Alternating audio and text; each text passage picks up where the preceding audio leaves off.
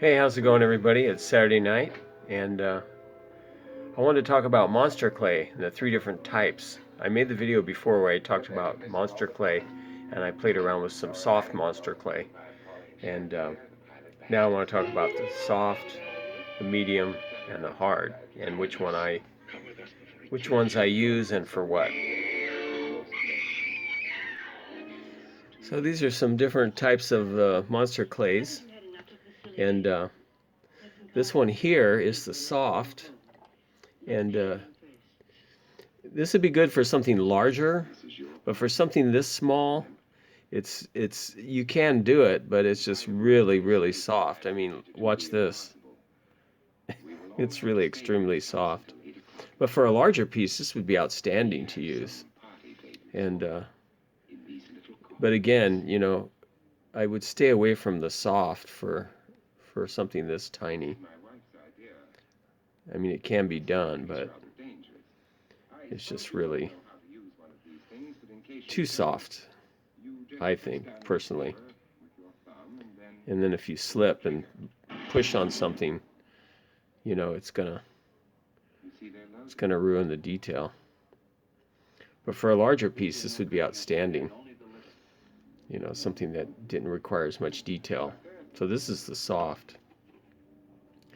And then this is the medium, which is good. Good for small stuff. It's not bad. And you can see it's still pliable and stuff. But it's not quite as soft as the soft stuff.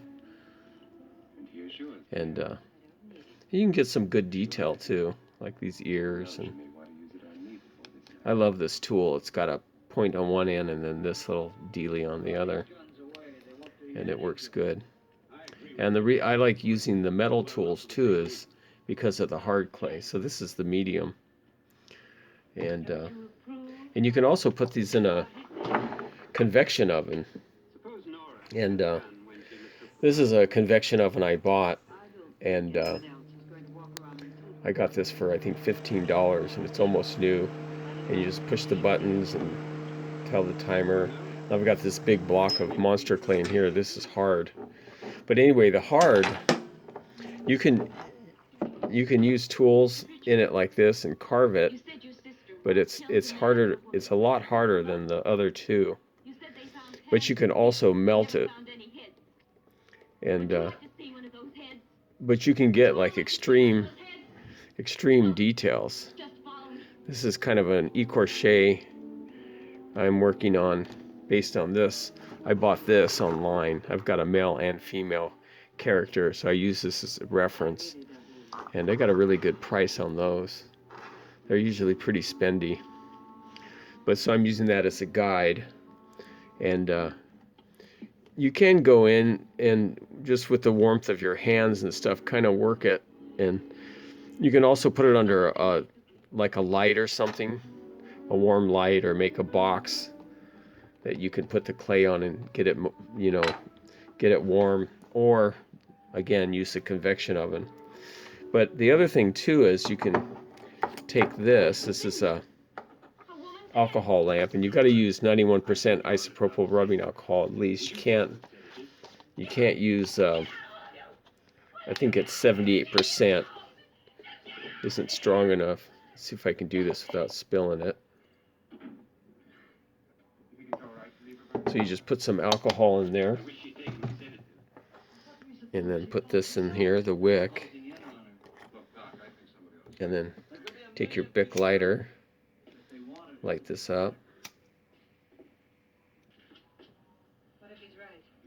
I don't think it's soaked it up yet.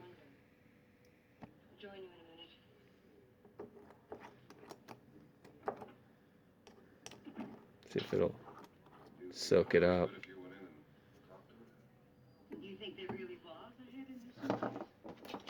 Take some pliers here and try to pull this up a little.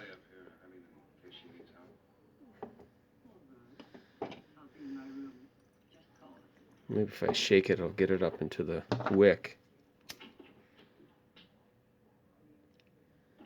Yep, it's just burning it right now. Maybe I'll just put a little bit on there. That's gonna get everything on fire. There we go. So you have this little alcohol lamp, and when you're working with the hard, you can get this hot like this, and it's like you're working with wax. Because this monster clay, it's kind of like wax. It's a waxy sort of clay. But you can see how it sort of melts the clay, and you can smooth it out. I actually don't like the smooth, shiny look. I like it more rough like this. It just seems more natural. But you can get it how you want it to be, like the details. And I'm trying to kind of duplicate like this. Let me bring her up here, and you can see her breast and all this muscle tissue here. But this is great for reference, and it's good practice, I mean, for drawing too. So yeah, you can go in here and you can take this, and I can kind of turn it and see all this in here.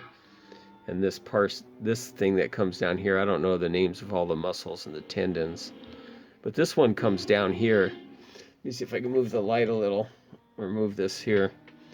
This one you can see here on the neck, or attaches to the skull. This is the one that turns the head, the muscle that turns the head. And you can see this is smaller and it's more recessed behind the jaw than this one. So you can come in here and get your tool hot and see it's like it melts it. See, like that? Isn't that cool? And you can just wipe off the excess down here. And then while it's still warm, you can keep working it. Take your finger and work it. So you just kind of go in and play with it. But I like the firm. I like the hard better. But I do like the the medium is nice too. They're both really good. I'd stay away from the soft unless you're doing like a full size, a full scale 1-to-1 head or something, and even then you could probably like go in and get it really warm and stuff. But so anyway, I'm working on her, and this is another one that I'm doing with the hard. You can see the detail on this one. It's really, really fine. And then I can come in here and get these metal points and then just put in all kinds of detail on the hair. See how the lines can get all kinds of really sharp lines like hair.